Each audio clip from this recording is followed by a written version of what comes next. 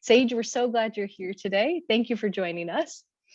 In this ham hang, we're going to learn more about Haypeep's screen printed artwork, which features grumpy, lumpy, ghost-like creatures situated in cramped, often humorous circumstances. Sage Perrott, also known as Haypeep, is a printmaker and educator, originally from West Virginia. Today we're in Tennessee, but she has degrees in printmaking from West Virginia University and from Ohio University. Her prints, drawings, and zines have found their way into the hands of folks all over the United States and the world. Her work is fun and distinctive. There are fun characters, interesting expressions, and tons of texture, especially when you look at her monochromatic work. I absolutely adore it, which is why I'm so happy we could ask you and that you agreed to share your work with us today. So thank you, Sage, for being here, and thank you, everybody, for joining us. Hi, thank you so much for inviting me. I feel like really flattered to be here. That I always feel flattered to be invited to things. I'm like, oh, someone wants me somewhere. How wonderful.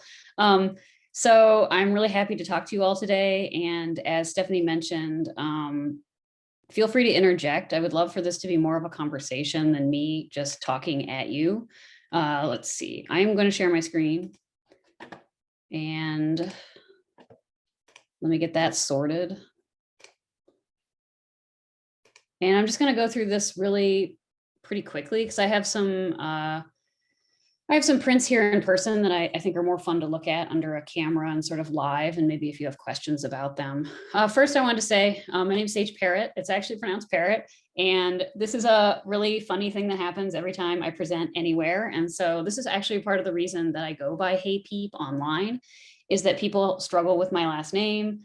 My sister's also an artist. My brother's also an artist. So Haypeep is a way to differentiate from those folks, to brand what I do in an easier way that's available throughout the internet. I was able to get this name and sort of lock it down.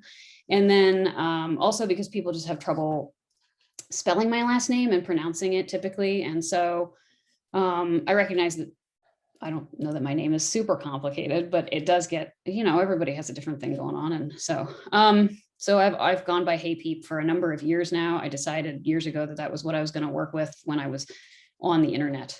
So this is just a little logo that I did with one of my little creatures.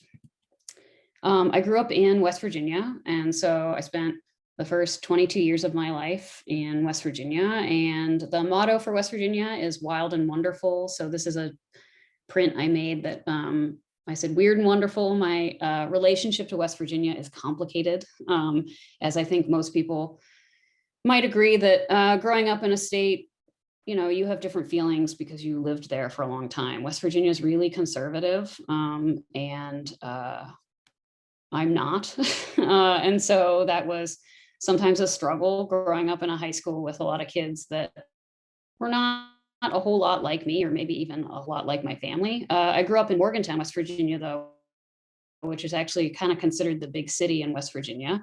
That's where the college is, that's where WVU is, and that's ultimately where I went to school. So West Virginia is up here, sort of by the butt of the biggest creature in this image.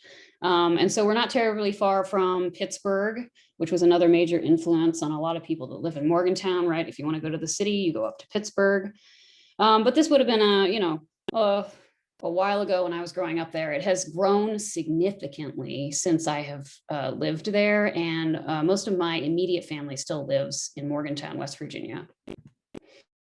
I make screen prints. So I fell in love with screen printing. I know everybody always talks about how they fell in love with a specific process, but it's true, right? We all have that moment where you do something and you think, well, this is what I want to do all the time. And so that's how I felt about screen printing. My professor, Joe Lupo at WVU, introduced me to it. I had seen prints in the case outside, and I remember thinking, whatever that is, I want to be able to do that because it looks great and the color is amazing. And so I got into printmaking. I took lithography first, and then I stuck with it and took intaglio. And then I eventually got to take a screen printing class that was offered in the summer. This image was something I made later when I went to grad school, and this was part of my thesis show, and I'm just going to show you a couple of things that I made for my thesis show, which was titled "Nobody Likes It, That's Just the Way It Is." And it was actually a quote from my grandfather, who said this to me and my sister when we were on a trip out west with my grandparents. We were lost, and my sister woke up from a nap and said, well, Papa, where are we? And he said, nobody likes it. That's just the way it is, which always cracked me up because it didn't answer the question at all. But it did provide a moment of humor during what was, a briefly stressful time. This was before GPS was like, widely available. So we were like truly lost. Let's see. So this was part of this show. Nobody likes it. That's just the way it is. And these letters I thought might be interesting to folks who work with type, or maybe not. And I spelled out that phrase on the wall in screen prints. And then there was a little store that you could go into and buy souvenirs from the show. This is another shot of all of those. These are about 11 by 14 each. And there are a couple of layers, and there's a split fountain happening. And then each of them's unique. So there's a lot of T's, but each T is different and that kind of thing. So these are some close-ups of those prints, which I thought you might like to see. So part of the premise of this show was that there were all these creatures and they were unhappy, as many people are in grad school. And they were creating a world in which the rest of them lived in, and, they're sort of crammed into this space. And so a lot of these guys end up being sort of expressions of my own personal anxieties, my anxieties about society, things that I can't fix, things that I would like to fix, but am unable to. I'm really inspired by comic books. Obviously, I love comics. I collect comics. And so incorporation of text with image, of course, you can really see that that's connected for me. I also love bright colors. I'm inspired by things like Sanrio, Hello Kitty, all those great things that sort of are just so in pop culture now that we don't even think about them as much anymore.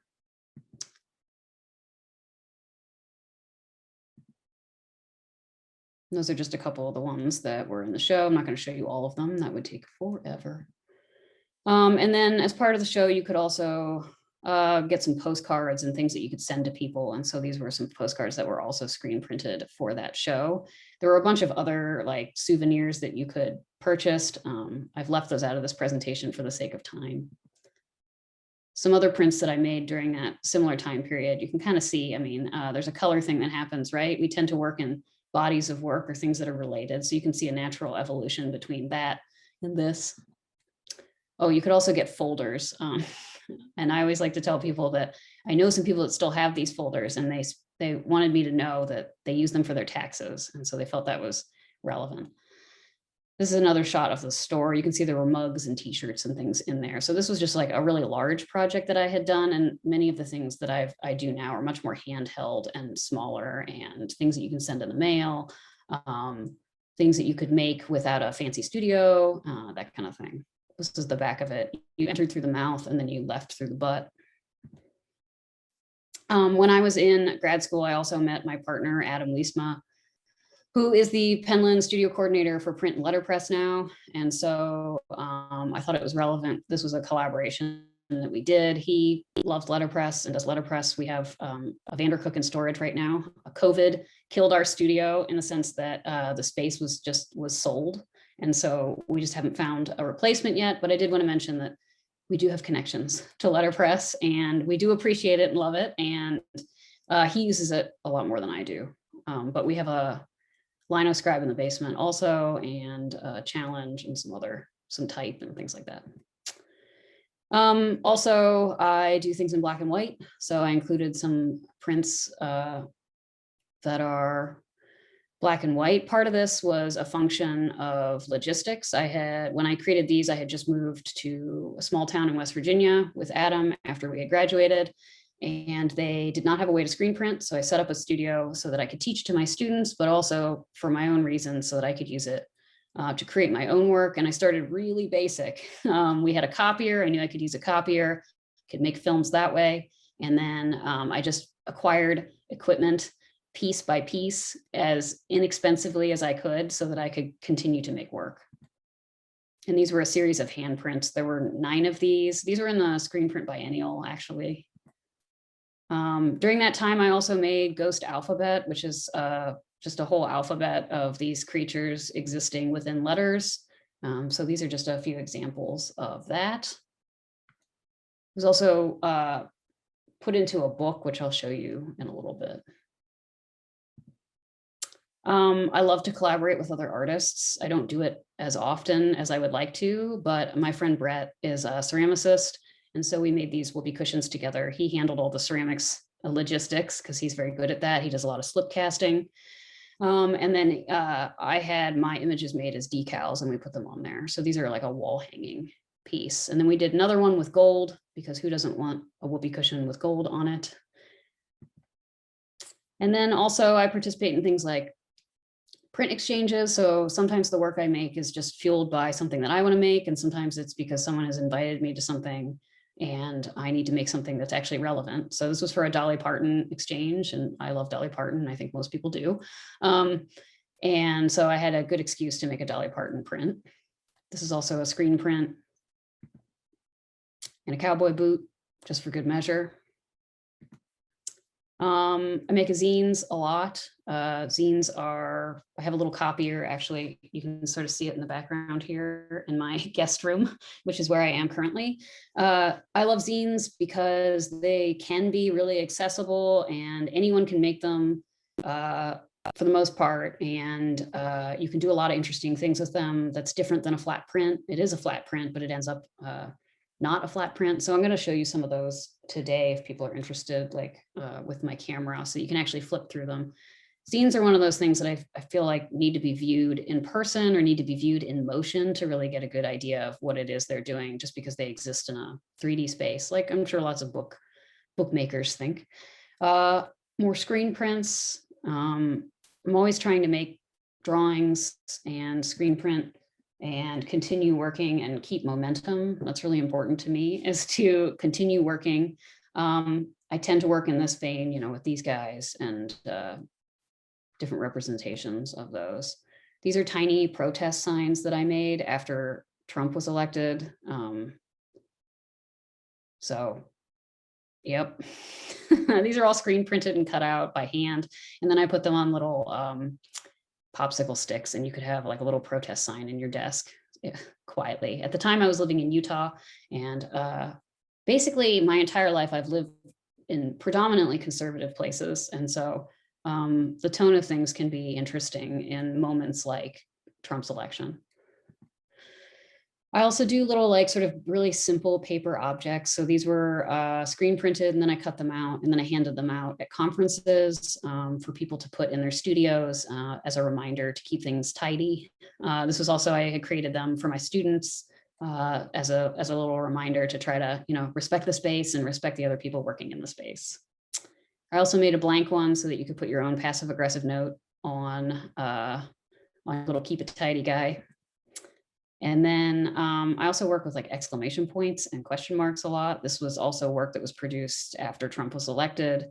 I felt a lot of alarm and questioning, and it wasn't surprising to me that it had happened, but I felt like I should make artwork about it. So there were a bunch of these, there were 20 of these, and they alternated throughout the space when I showed them. And there was a zine that you could take with you if you came to see the show. Here's another shot of more zines, even more zines. I often make zines as a way to like kickstart other ideas too, and to test out imagery and to see like where it's going to take me. Or if I'm feeling stuck, I know that a zine, like especially a single sheet one pager, I can probably get that done. I can probably produce that even when I can't seem to get other things done. And so it's a good starting point for me. I'm working on one right now that's going to be full of party hats that you can cut out and put on your cat. So I'm working, but that'll ultimately be part of a bigger body of work, I hope. Occasionally I do sort of larger ones. This is a screen printed like accordion zine or accordion book, depending on who you talk to and how you perceive it. This was a print I did for another politically minded show that was all about trying to stay positive and to like promote good feelings, to like, you know, pull the good things from what you can. This is a more recent body of work. These are all talk bubbles. So again, pulling from that comic book imagery and being really inspired by comics in general. Bigger things, these are big digital tapestries of some letters saying no. I feel like saying no a lot when I have been reading the news lately and for a while. I also threw in just pictures of my cats so that if you can't experience them in person, you can at least experience them as a single image. So this is Peep. He's been around. He's the namesake for Haypeep. He's 15 almost, and I've had him since he was a baby.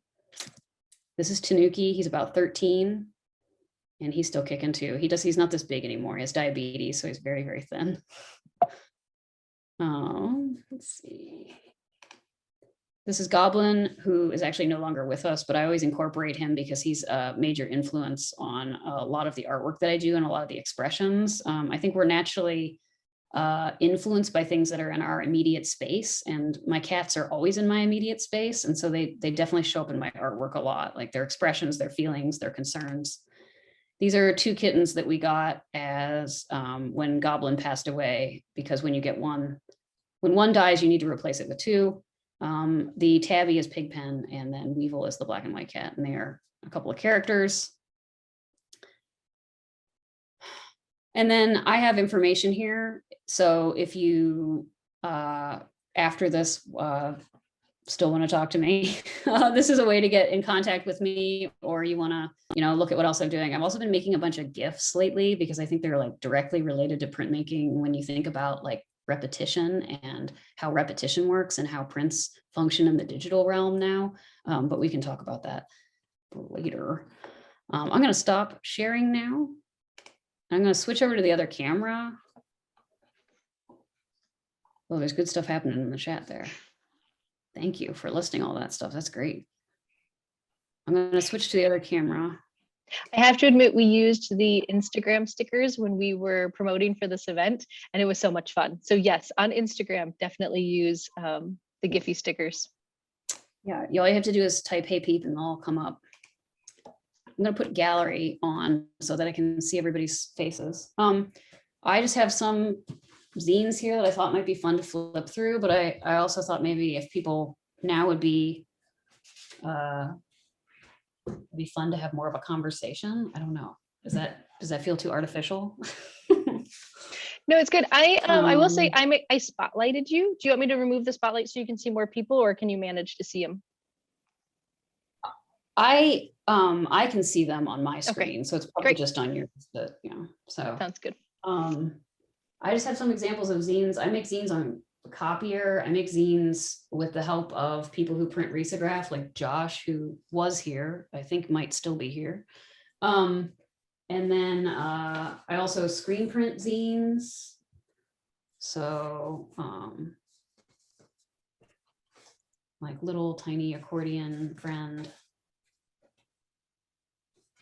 And then it goes back in this little slipcase. This was the ghost alphabet that I mentioned that Resolve Studio actually printed. And this has the full alphabet in it with additional design elements happening. Older zine about food spirits. I will ask, as you show, how many do you normally make? Like, what kind of additions are you doing as you create this work? It really depends on what I'm working on. So like when I work with risograph or someone who's printing my work on a risograph, or when I'm printing work on a risograph, I usually do like a minimum of 50 just because the nature of the medium makes sense to do that many. Like the duplicator just, it makes sense to do more than it makes sense to do less typically. Maybe Josh can chime in and correct me on that. And then with the screen printed ones, I do fewer, maybe like, I think I made like 20 of these or something. It really just depends. If it's for a specific event, like this one back here is a flat version of one that I gave out at a show in conjunction with some of the work that I showed at the end with the tapestry and the talk bubble prints. So it really just depends. I think there were 50 or 100 of these. I'm not sure. I gave out a significant amount at the opening when you could still have openings. And then these were, I mean, I must have screen printed at least 50 of these too. I'm not great with numbers, as it turns out. I just sort of like make what I make and then deal with how many I have made, if that makes any sense. Yes, I can totally relate to that. I fully understand. Sage, I've got a question for you. Yeah.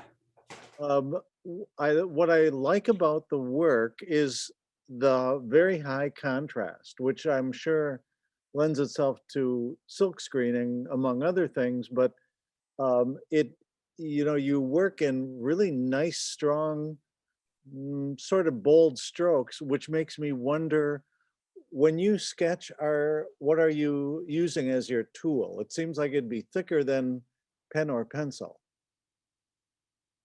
So I typically sketch on tracing paper, and then I draw like the outlines of everything and redraw things a bunch of times.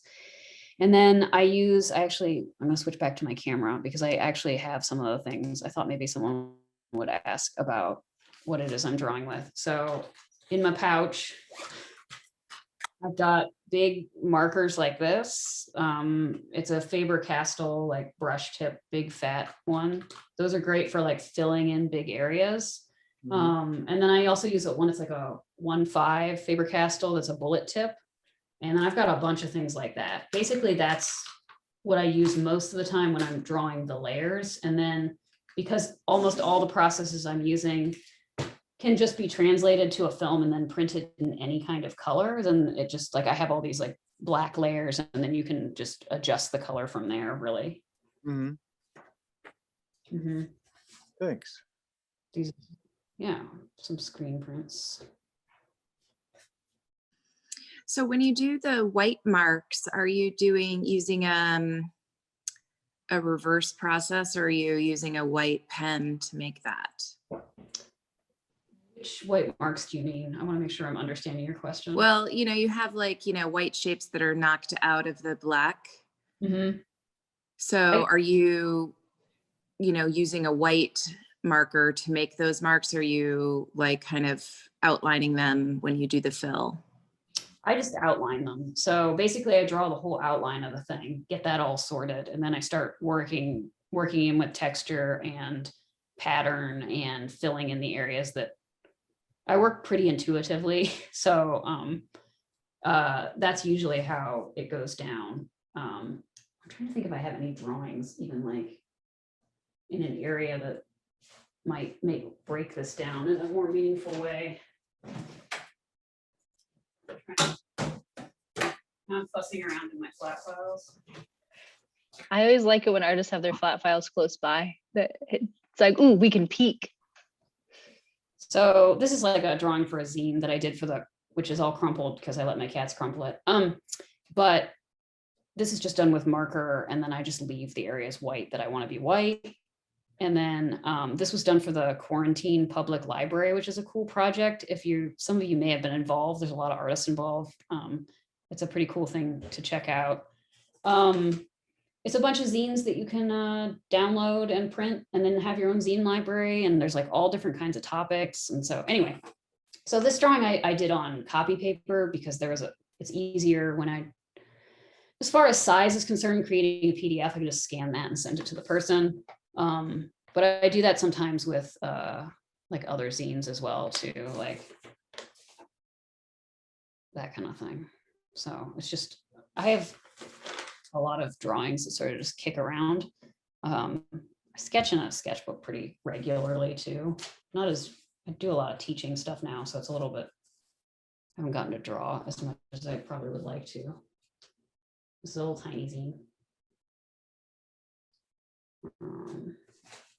Do you ever design or draw or sketch on an iPad or digitally, or is it all by hand with marker? So when the pandemic started to happen, I thought, well, now's the time that I need to learn how to use Procreate. So I didn't used to draw digitally almost ever. I would use it as a way to like darken things, create contrast, etc. if I needed it for layers or for another project, or to scan it in for things like sending it to someone to print for risograph. But I didn't draw digitally until I got an iPad. I bought an iPad like at the beginning of the pandemic. And then now I've been doing a lot of that just to try to get good at it, in part because I'm starting to feel like outpaced by my students, and I want to make sure that I can actually give them the things that they need. And so I need to know how to do those things because so many of them use it. It's been wonderful for certain things, and then other things I still prefer to draw on paper. It just sort of is like a mixed bag with that. Great for layouts and things, not committing to things originally and then getting it all sorted and being like, so yeah. Yeah, my husband is a fine art painter, and someone suggested he try Procreate, and it's been very interesting watching him try the different processes and finding what works for you. Do any of you guys, I know some people use it even in their letterpress process, like in planning layers and things. Is there anybody out there who has also explored a fake Procreate or anything at all? My wife uses Procreate quite a bit for identity projects or illustration projects. I dipped into it a little bit, but I can't quite figure out where it's going to come into play, you know?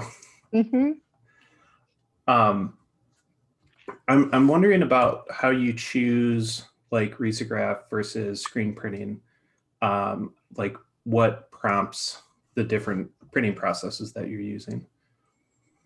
So when I'm making a zine and I want to make a lot of them, a risograph makes more sense. There's also a money thing that comes into play. I can produce my own screen prints, but I don't have a risograph duplicator currently. So that is a major factor in how I decide something gets made, like what my time frame is, what my budget is. That sounds like not super romantic, but it's just the truth. It's like logistics, right? If something's going to be like handled really roughly, maybe screen print makes more sense too, just because risograph is like absorption, drying sort of situation. And yeah, so that's the main way that I decide. And then like, am I giving it away? Am I selling it? What am I doing with it exactly? Where is it going to function? Does it need to be this or does it need to be that? What kind of colors I want to use? Because risograph can be limited depending on who you're working with and what they have. The people that I've worked with have lots of options. Like I've printed things with Josh Dannon, who is here and runs Directangle Press. I've worked with Resolve. I took a class at Penland actually, and they had a Riso class there. So I got to print some of my own stuff with Woolly Press, who are some nice folks over in Asheville that are make fun stuff and produce comics and things. So yeah, it's really more of a logistics and like what it is I'm making. I made some party hats while I was in that workshop, some ones that you could actually wear, but what I discovered was that the quickness was great for it. I could make a ton of them really fast because risographs are super fast. But because you have to handle them, I was like, ooh, these might be better as screen prints because the ink wants to come off on your hands if it's really heavy. So that was something that I ran into personally. And I know that I've struggled with other people trying to print my work, is that I'm always like, I want more contrast. And they're like, you can't, it doesn't work like that. You can't do that. So in screen print, I can get those like big, giant, flat, heavy, powerful graphic, like blah on the paper. But risograph, you have to be a little more nuanced with that because it has to dry at some point. And so it can't be this really like fat, heavy layer in the same way. You can get a lot of contrast, but you have to bump it down. It also has a texture. So there's some interesting things that happen with it. So yeah. Someone's asking about, No, you go for it. Okay. Hans is saying, zines with glossy ink is matte possible. See, the Riso, I think it has more to do with like you have to print on matte paper, or it won't stay. It just like what wants to come off, and so Yeah, Matt is possible with Riso. I think Matt is sort of like the only thing you can get with Riso. Someone should chime in. I know there are other risograph people in here like nodding, and I'm like, I'm probably saying something wrong. I'm not an expert on this. I use it a lot because I like it, and I have people who can help me with it. But maybe I keep Beetlejuicing Josh, but he hasn't spoken up yet. So now's the time, Josh. Uncoded stock There all you the go. time. There you go. There's your real answer. Yeah, no gloss. I haven't yet figured out a way to do a gloss process with Riso unless it's then being overprinted with a varnish or something like that after the fact, which actually makes it a lot more stable if you can pull that off. But generally matte for sure. Cool. Good question.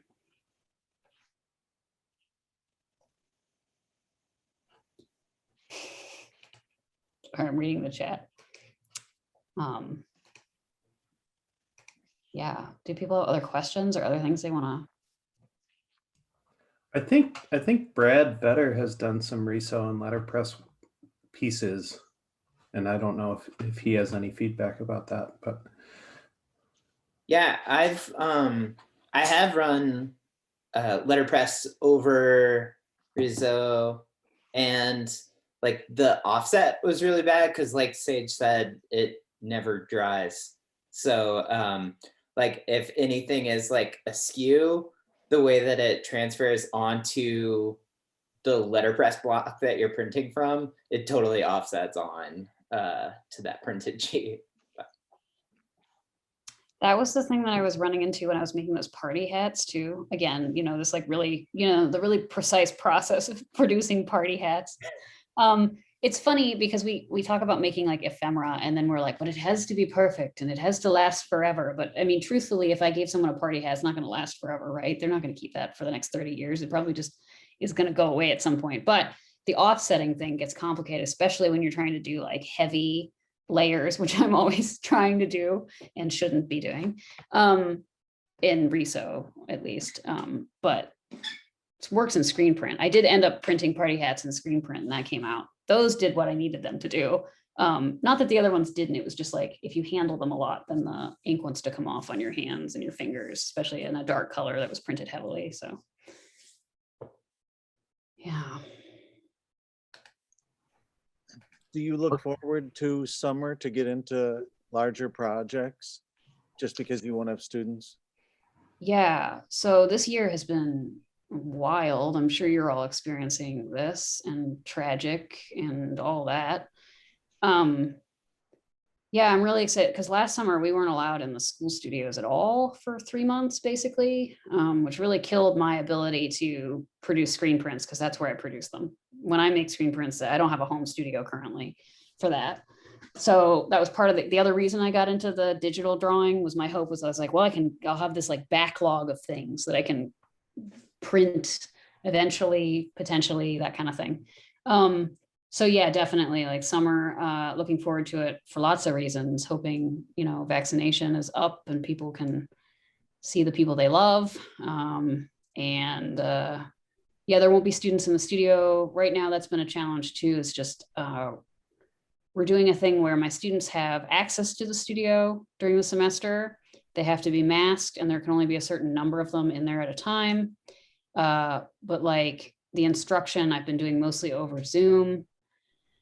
And yeah, it's hard to get in there just because so many fewer people can be working at one time and the space is just not very big. So, I mean, it's actually, we have a decent square footage. We just don't have big rooms. And so that's been a sort of a challenge, and our ventilation went down in the one room at one point. And I mean, it's just one of those things where I was like, of all the things we need to work right now, probably that ventilation would be helpful. But yeah, I'm hoping a lot of things turn around for the summer for my sake, but also for everybody else's sake too. Socializing, et cetera, would be nice. Seeing people again. Are you teach hey Sage, do you teach just screen printing, or do you teach like all the printmaking processes? Everything, but we don't have a way to do letterpress. Although Adam, my partner I mentioned, he fixed up a little platen style press that was in there. And it's just living in a closet right now. I need to figure out what we're going to do with that. It's all ready to go. But I haven't figured out where that's going to live. So yeah, I teach intaglio, screen printing, relief. We do everything you can possibly cram into that studio. The most popular class currently, though, consistently is screen printing, because we have a ton of graphic design students and they are really interested in that digital film situation to screen. I think they would be really into letterpress too. We just don't have a way to get that going at the level that it would need to go, I think, for it to work. But I think maybe someday we'll get there. But yeah, everything else, we have intaglio. We're getting a new press actually, which is awesome. We're getting another tackage. So, and we might even get a reso this summer. So there's like a lot of things happening right now that could change basically like a lot of the ways that things are being taught currently. So yeah. I have an intro class that's pretty fun to teach, because it's like we do a bunch of different little things, and they get to try a bunch of things, and they seem to like that, to learn a variety.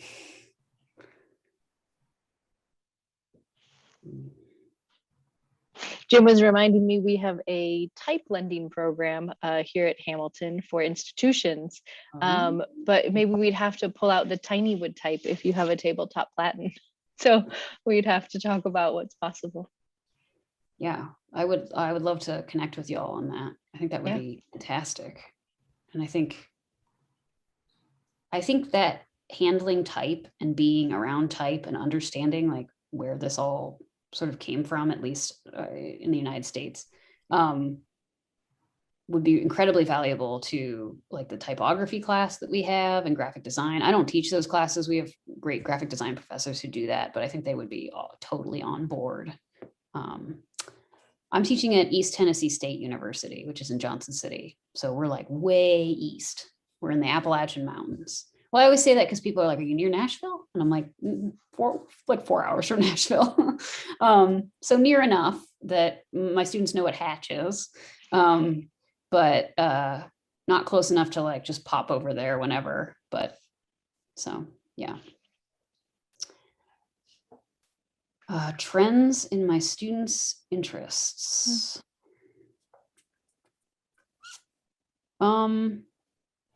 There's a lot of interest in Japanese, like manga or manga.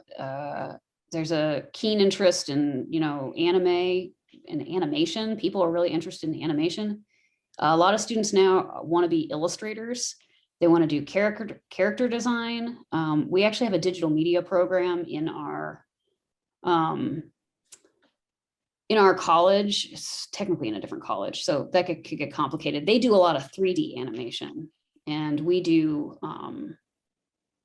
everything else. So I would say the trends is that there's a lot of digital stuff happening. Part of the reason I was like, I need to learn how to use Procreate, because they want to draw digitally. They don't, and I mostly support that because it seems to open all these doors for them, and it means that they're drawing all the time, which seems like the most important thing. They still have to, draw from observation and things in their foundations classes and learn, how to deal with things in physical space. But yeah, that would be the biggest trend that I've noticed is also astrology. Astrology is really big right now with my students. They want to make imagery based on that.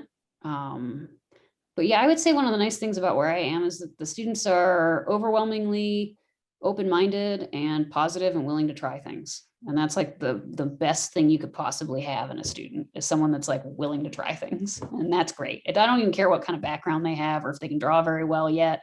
Like, we can work with an open mind. You can't work with a closed mind. I also got a question that said, whose work was I looking at and influenced by? Jay Ryan of the Bird Machine. I looked at his work all the time. He was another person that I was like just enamored with the work that he was producing. I thought, well, there's what I want to do. Screen printing and animals and working with bands. That's awesome. My older sister's an artist, so I looked at what she does. My uncle's a graphic designer. I looked at what he does. So I was influenced by a lot of different things, I think. And then also TV. I love Star Trek and sci-fi and that stuff. It may not be immediately apparent in what I make, but I think the themes of it definitely get in there. I see someone saying Jay is the best. True statement. He's great. Yeah, I got to be his studio assistant at Penland when I was in grad school for a week, and I had never met him, and I was like totally starstruck, and he's like really down to earth and just like a sweet person. So I was like, oh, how wonderful. So yeah. And then Brad is dropping the link to my sister's work. So my sister does a lot of relief printing and carving. And then my brother does a lot of, he's younger than me, my brother, and he does drawings and things mostly right now. I know he's interested in printing, so yeah. And probably like, dozens of other things that influence you and you don't realize it, or influence you and you do realize it, but not until later. So. With so many members of your family being into these various visual mediums and arts and whatever, did you find yourself, or do you currently find yourself reacting to that or going in a different direction intentionally because of it? Well, I ended up a printmaker, and my sister was a printmaker before me, so probably not railing against it too much. I have an ongoing group chat with my siblings where we talk about everything, cats, etc. But also we talk a lot about what we're making. And so it is really nice to have like an immediate support system where you can get feedback, honest feedback on things. And so I don't know that it makes me steer away from things so much as steer towards things, because when one of us tries something, we're like, oh, I want to try that. So there's a lot of that going on. Like, well, if you did that, would you show me how to do this kind of thing?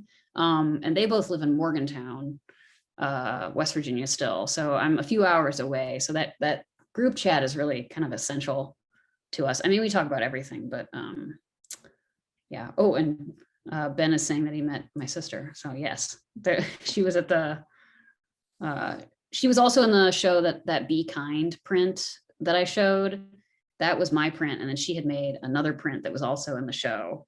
And funny story, I printed her print for her because she didn't have a way to print at the time, shipped it 2 weeks ahead of time. And I got an email the night before the thing, and they were like, have you sent your prints yet? And I was like, what? And they were like, they're not here. And I checked the tracking, and it was in some sort of like purgatory in one of the post office. So I reprinted both editions the night before and overnighted it. And then both packages arrived at the same time. And I thought, there you go. But yeah, I got there. So I like that I see some folks printing like while they're on the chat. That's amazing. I love that. I want to be printing. Ben, just casually printing. Good. What are you printing? Deadlines, of course. It's a book for this book group in Chicago called the Caxton Club, and it's a takeoff the Sears kind of wish book catalog, but it's talking about wishes connected to the American dream and what people, how is that possible for everybody? Yeah, that's awesome. So yeah, usually I'm at work now, but I'm taking off work to work on these prints. So it's okay if you show up in the YouTube, Ben? We're not tattling on you? No, I'm officially off today.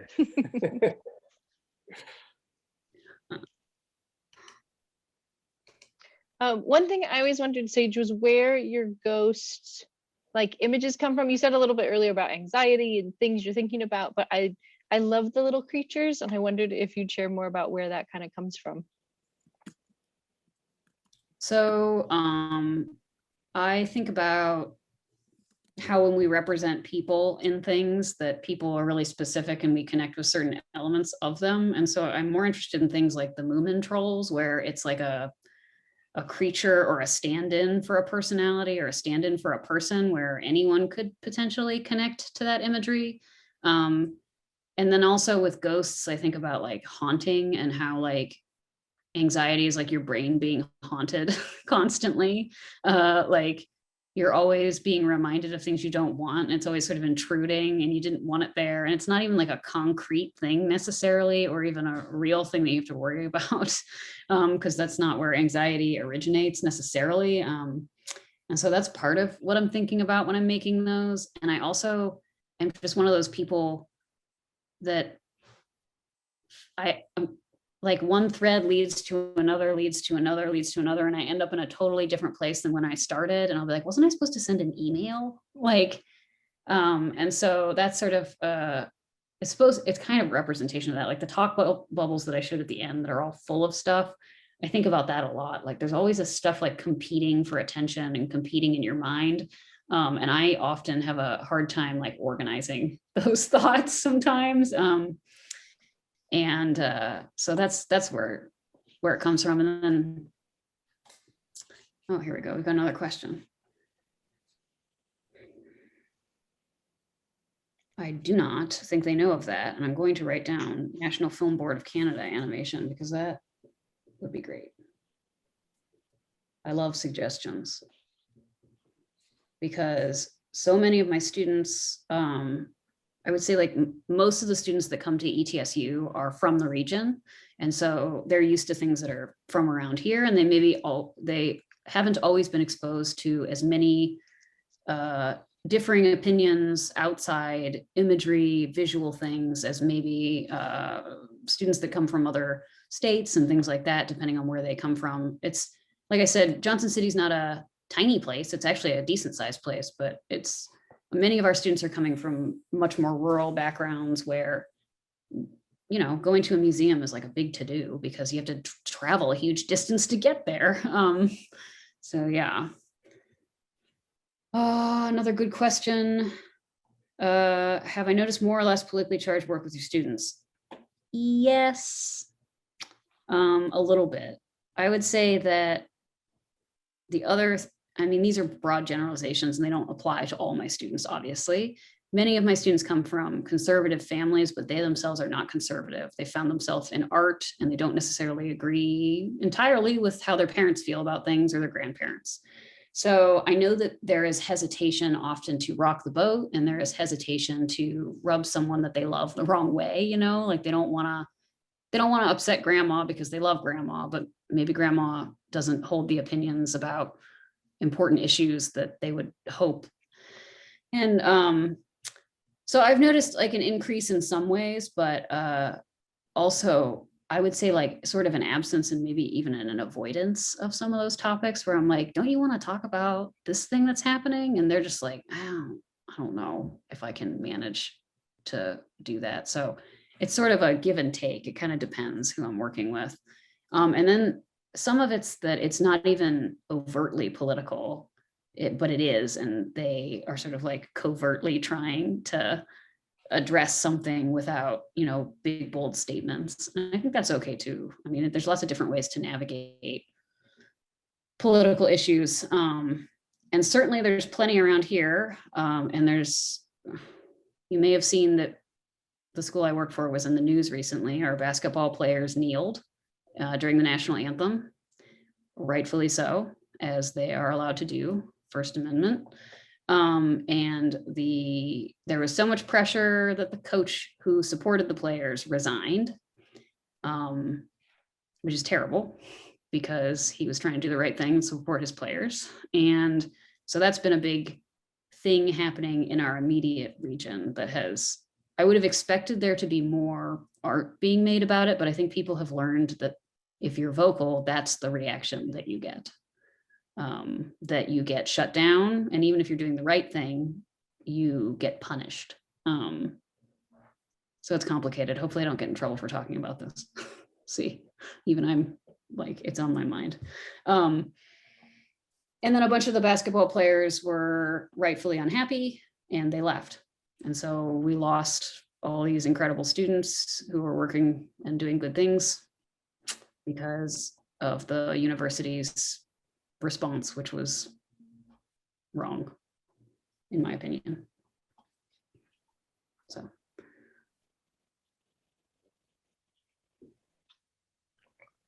I find that with my students as well, it's tough to get them to they have strong feelings, they will not make art about it.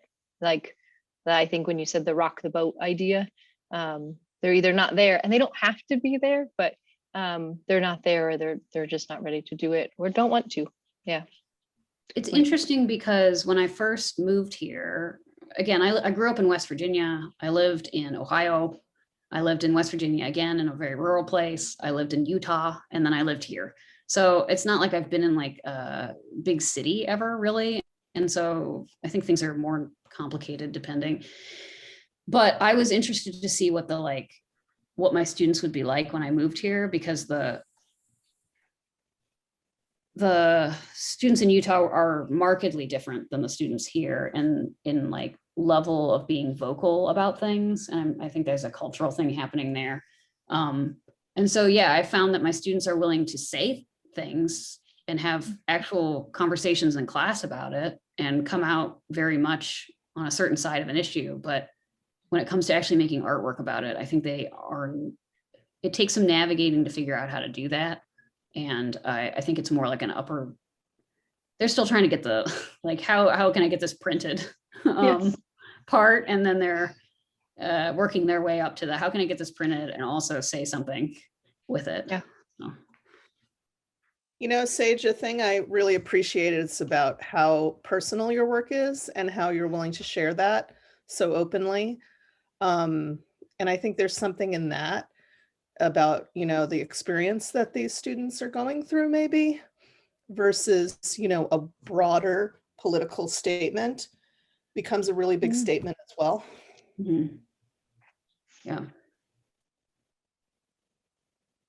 Yeah, I also think there's a sort of an Appalachian thing that happens. Having grown up in Appalachia, there's this like, I mean, what a complicated history there, for so many reasons on many levels. There's like a politeness or like a friendliness to, we're also in the South too. There's like a lot of overlapping regional things happening, I think, too. And so a big thing around here is craft, like, you know, quilts and, you know, woodworking, and those are amazing arts. And I think sometimes students don't realize, like, they haven't yet made the connection that you can do and say and speak about your experience using those also. So, and that some of those are actually more political than they maybe realize. I think that's a beautiful way to think about it. You've gone dark, Sage, but we're coming up on our hour. I will say you're welcome to get your cats or not get your cats, depending on how disturbed they are. I am going to, Okay. You've got some fist bumping for. All right, I'll go but grab a cat. Okay, sounds good. We talked about it at the beginning that that some cute cats is always a good way to end a Friday afternoon. As she looks for cats, I want to say thank you to everyone who joined us today. It's always so nice to see you guys. It was nice to have a conversation. And here's the cats. This is Weevil. He's a big boy. He usually chats. He usually says something, but I guess he's not. Come on. Let's say something. He's real chill. Adam's going to bring Pigpen over. Here, hold Pigpen up. There you go. Hi, Pigpen and Adam. So Jim asked about the Graham Lee collection. I am familiar with the Graham Lee collection. It was housed in, and still is housed in, the graphic design area. So I was not a graphic design student. I was in printmaking, and all that stuff is sort of separate. But I think Joe Galbraith, who is a professor there, has been much more like open about bringing students that are not just graphic design in there. And so I think it's opened up a lot. They've printed blocks from it, I think, recently. It's a huge collection, and they have all sorts of cool stuff going on here. Peep has joined us. This is Peep. So, yeah. Okay. Sweet. Ending on letterpress and cats. Sage, thank you for sharing so much, both of your personal work and what it's like teaching right now.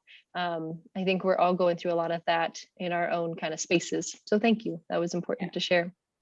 Thanks so much for having me. And thanks everybody for tuning in, and good luck with everything, and stay safe and all that good stuff.